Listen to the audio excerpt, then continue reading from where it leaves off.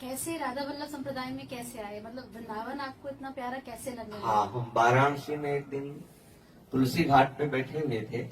आज भी बहुत विशाल पीपल का वृक्ष है, वहां जाके कुछ देर आसन में बैठते थे। प्रातः कालीन बैठे हुए थे, एकदम स्फुरणा हुई कैसा होगा वृंदावन। पहली बार हमें याद है, संन्यास में जब थे तो पहली बार स्फुरण हुआ भगवान महादेव जी की कृपा से। भगवान शिव जिस पर कृपा करते हैं, वो प्रिया प्रीतम के चरणारविंद की भक्ति देते हैं। तो मेरे हृदय में स्फुरण हुआ कैसा होगा वृंदावन। पहला हमें पूर्ण याद, क्योंकि पूर्ण एकाग्र थे, हमने ध्यान नहीं दिया। दूसरे दिन वही हम ध्यान में बैठ, नित्य प्रति का नियम था कि वहां ध्यान करना है, वहां बैठ के भिखारियों के बीच में जो मिल जाए उससे लेके फिर एकांतवास करना 24 घंटे में एक बार भिखारी जहां से बैठते हैं घाटों में, वहां एक बार बैठते थे। तो और वो भी 5-6-10 मिनट में, अगर कोई आया तो दिया, नहीं तो चले गए, गंगा जल भर के पी लिया। ऐसा कई कई दिन, मतलब कभी कभी किसी को रोटी खाते देखते तो मन कहता बड़ा भाग्यशाली से रोटी मिल गई, ऐसी स्थिति थी। तो तुलसी घाट में एक संत आए हमारे पास और उन्होंने कहा कि भाई जी श्री हनुमान प्रसाद पोद्दार जी का अंध विश्वविद्यालय बहुत बड़ा है काशी में, तो उसमें रास लीला श्री राम शर्माचार्य जी की, दिन में चैतन्य लीला और रात्रि में रास लीला हो रही, प्रारंभ भी हुई थी। तो उन्होंने कहा महात्मा चलो दर्शन करने रास लीला। तो हमने गाँव में राम लीला देखी थी, कभी रास लीला नहीं देखी थी। तो हम समझते थे जैसे गाँव में राम लीला का एक रात्रि भर प्रोग्राम होता है, ऐसा कोई प्रोग्राम होगा। तो हमने कहा नहीं, हमें आवश्यकता नहीं है। तो उन्होंने कहा अरे वृंदावन से लीला आई देख, हमने हमें आवश्यकता नहीं, आप हमें क्यों छेड़ रहे हैं, आप जाइए, आप अपना देखिए जाए। वो एक बार मान करके चले, इतना हट। तो हमें लगा कि महादेव जी की कोई इच्छा है, तो उनके साथ चले गए। ऐसे ही मतलब उनकी प्रसन्नता है। और जब वहां गए तो स्वामी जी महाराज को हम गुरु रूप से देखते हैं। स्वामी जी महाराज जो आते हैं, तो स्वामी जी महाराज उस समय चैतन्य लीला प्रारंभ किए थे, दिन का समय था, रात्रि के रास लीला महात्मा को कहना नहीं पड़ा। 1 महीना रास लीला और चैतन्य लीला देखने के बाद तो हाहाकार मच गया, क्योंकि पवित्र अंतःकरण था। एकदम बस लगा जिएंगे कैसे, बस अंदर से आया कि जिएंगे कैसे।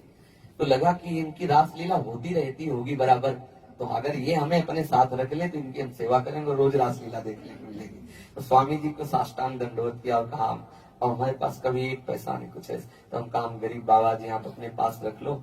अरे नहीं बाबा, ऐसा हम काम रास लीला देखना चाहते हैं। तो उनके मुख से निकला कि तू एक बार वृंदावन आ जा, ऐसे बोले बाबा तू एक बार वृंदावन आ जा, बिहारी जी तुझे छोड़ेंगे नहीं। हम ये गुरु मंत्र उनका मानते हैं कि उन्होंने हमें ये गुरु मंत्र दिया, बस लगन लग गई, अब वृंदावन जाना है, वृंदावन जाना। पहले स्फुरण हुआ कैसा होगा वृंदावन, फिर रासलीला, फिर अब वृंदावन जाना है। तो मामा जी के शिष्य युगल किशोर नाम है उनका, तो वहीं हम नित्य ध्यान में जब बैठते तो संकट मोचन का प्रसाद लेकर एक दिन आए। उनका बाबा ले लो, तो हम ऐसे नहीं लेते थे, क्यों दे रहे हो। उनका अंदर से प्रेरणा हुई, क्यों प्रेरणा, हमें को क्यों प्रेरणा हुई, बहुत लोग हैं, दे आओ।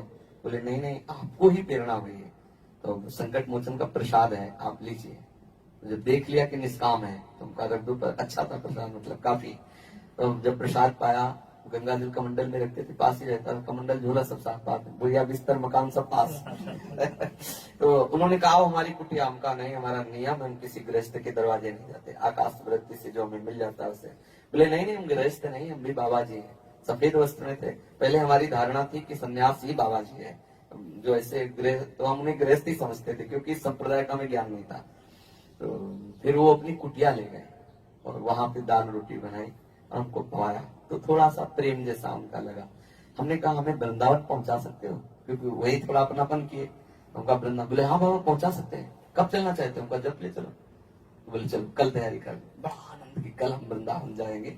तो बनारस सीधी कोई गाड़ी बनारस से यहाँ मिलती नहीं, तो चित्रकूट ले गए, 2-4 दिन चित्रकूट रहे। फिर चित्रकूट से उन्होंने हमें बैठा लिया और हम मथुरा करके उतरे।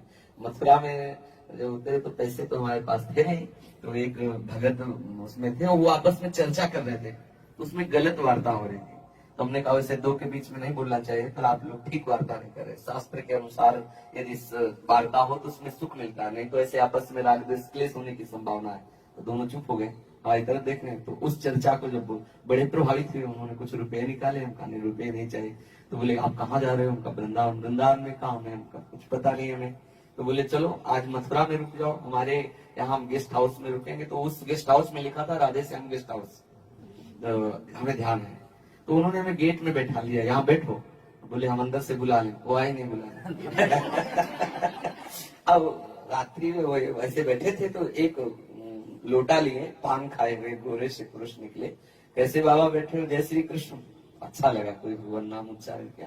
कैसे बैठे हो? तो उनको ऐसे सारांश में बताया। अरे बोले आओ, अपने घर ले गए। इतने सुंदर सुंदर पदार्थ पवाए रात्रि के 11:30-12 बजे कि बनारस में तो हमने देखा भी नहीं होगा, क्योंकि यहाँ का रंगीला छबीला ठाकुर बढ़िया भोग पवाए, कुचक, और एक कंबल दिया नया और कहा आप इसको ओढ़ के सोए। हल्का सा सर्दी का समय था तो हम कहा नहीं, कंबल की आवश्यकता नहीं है, हम सुबह यहाँ से निकल जाएंगे। बाहर बारंडे में बैठे रहे, फिर स्नान किया यमुना जी में सुबह जाके, और मथुरा जन्म पहली बार केशव देव के दर्शन किए।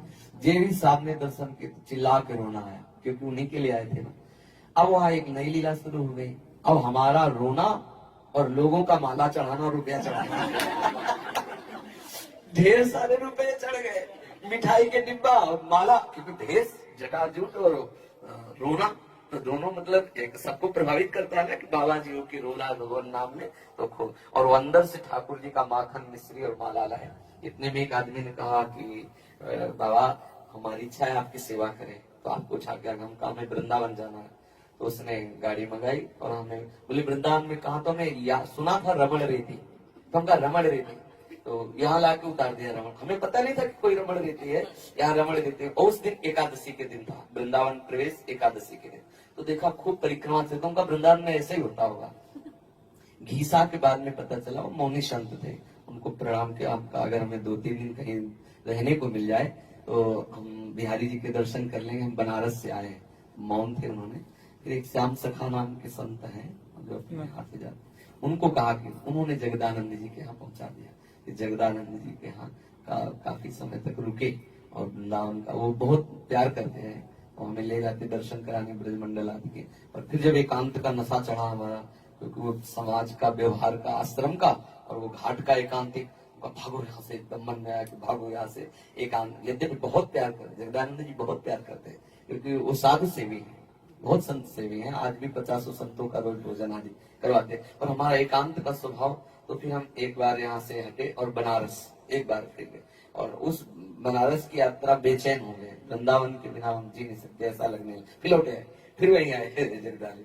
फिर वहां से संत कॉलोनी, संत कॉलोनी से अचल विहार, अचल विहार से मदन तेर की कुटिया, मदन तेर कुटिया से लाडली कुंज, लाडली कुंज से कालीदे, कालीदे से ये विश्राम है।